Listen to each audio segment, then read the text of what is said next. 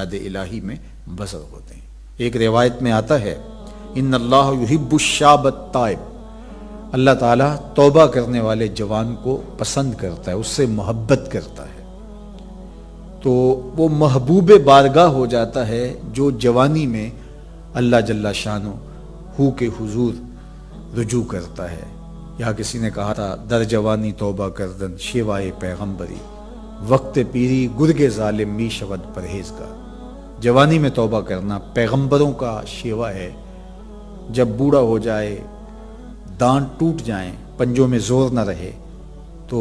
بھیڑیا شکار چھوڑ کر کے شریف بن کے بیٹھ جائے، تو یہ تو اس کی مجبوری ہے۔ جوانی میں توبہ کرنا جب قوا مضبوط ہوں، جب شباب کی جولانیاں ہوں، جب آرزویں جواں ہوں، جب خواہشیں پگلی ہوں، اور پھر اس کے باوجود اپنی خواہشات کو کنٹرول میں رکھنا، اپنی آرزوؤں کو لگام ڈال دینا اور اپنی تمناؤں کو حصار میں رکھنا اور اللہ سے ڈر کے گناہوں کو چھوڑنا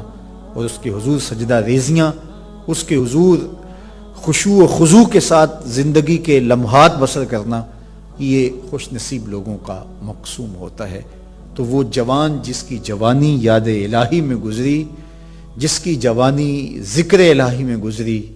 مصلی پہ گزری، تہجد کے لمحات میں وہ اٹھ کے اللہ کے حضور دعائیں کرتا رہا، التجائیں کرتا رہا، وہ جوان قیامت کے کڑکتے اس ماحول میں اللہ کے عرش کے ٹھنڈے سائے تلے ہوگا۔ تیسرا شخص جس کو اللہ تعالیٰ قیامت کے دن اپنے عرش کا ٹھنڈا سایہ عطا کرے گا، وَرَجُلٌ قَلْبُهُ مُعَلَّقٌ بِالْمَسَاجِدِ، وہ شخص جس کا دل مسجد کے ساتھ جڑا ہوا ہے، مسجد کے ساتھ لٹکا ہوا ہے، مسجد کی ملازمت، مسجد کی حاضری، مسجد کی صفائی، مسجد کی ستھرائی، مسجد کی پاکیزگی کے لیے کوشش،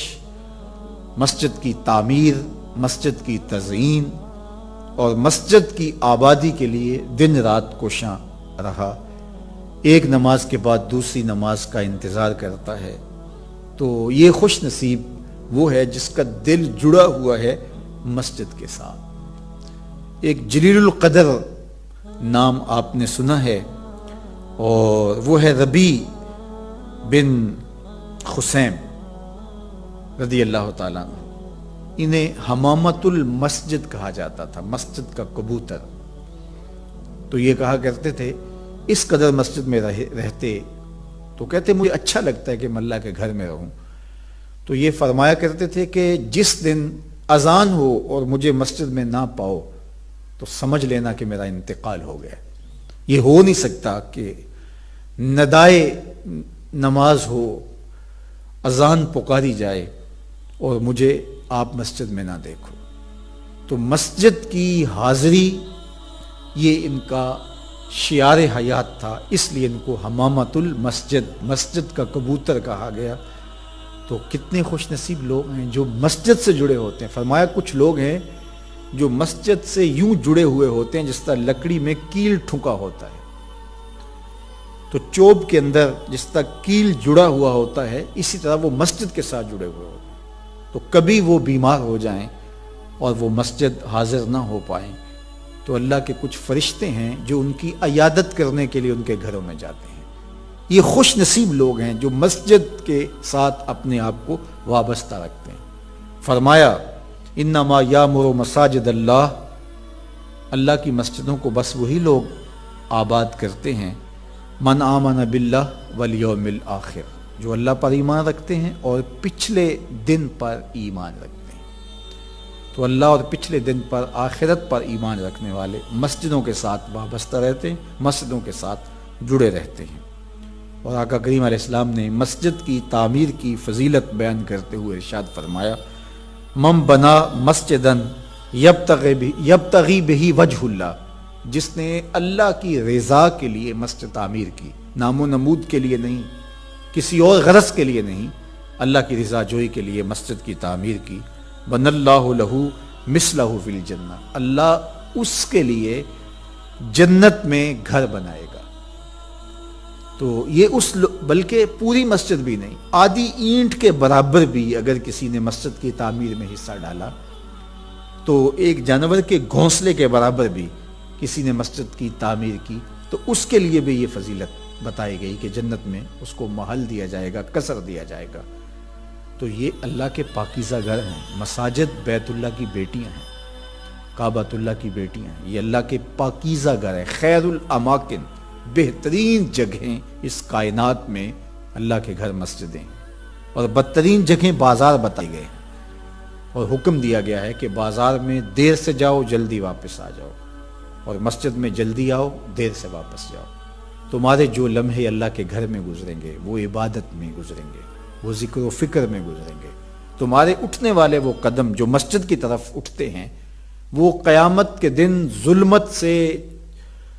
نجات کے ضامن ہوں گے، وہ چراغ بن کے تمہاری زندگی آخرت کی زندگی کے اندر چراغاں کر دیں گے۔ تمہیں جنت کی طرف لے جانے والے وہ قدم ہیں جو مسجد کی طرف اٹھتے ہیں، مسجد کی طرف بڑھتے ہیں۔ تو اللہ کے پاکیزہ گھروں کی طرف ہمارا رب، ہمارے قلب کا تعلق، ہماری محبت کا رشتہ، یہ ہمارے دین کا تقاضا ہے۔ اللہ اور پچھلے دن پر، آخرت پر مضبوط عقیدہ مسجد سے ہمیں جوڑتا ہے۔ کبھی کسی مجبوری کی وجہ سے مسجد جانے سے قاصر ہوں، بیمار پڑ گئے ہیں، مسجد نہیں جا سکتے،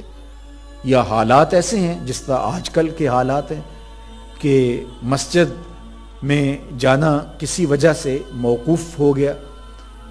تو مومن اس پر خوشی محسوس نہیں کرے گا۔ وہ بیماری کی وجہ سے یا کسی اور سبب سے مسجد نہیں جا پا رہا تو اس کا اندر بے چین ہوگا، اور وہ دعائیں کرے گا، مالک وہ لمحے آئیں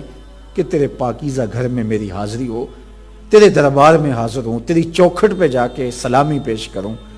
میری پیشانی تیرے حضور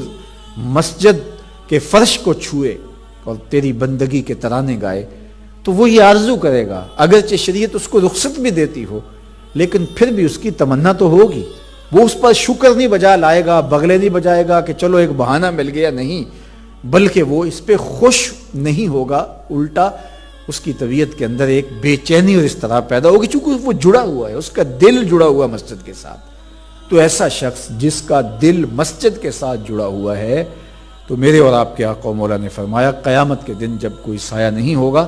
اللہ اس کو اپنے عرش اجتمع علیہ و تفرق علیہ۔ وہ شخص، وہ دو اشخاص جو محبت کرتے ہیں تو اللہ کے لیے، آپس میں جب ملتے ہیں تو اللہ کے لیے، جدا ہوتے ہیں تو اللہ کے لیے، یعنی ان کی محبت کسی دنیاوی منفعت کے لیے نہیں، کسی ذاتی غرض کے لیے نہیں، محض دوستیاں پیدا ہو جاتی ہیں اور ایک دوسرے کو ملے بغیر تسین نہیں ہوتی، اس لیے نہیں، بلکہ ان کی دوستی محض اللہ کی رضا کے لیے،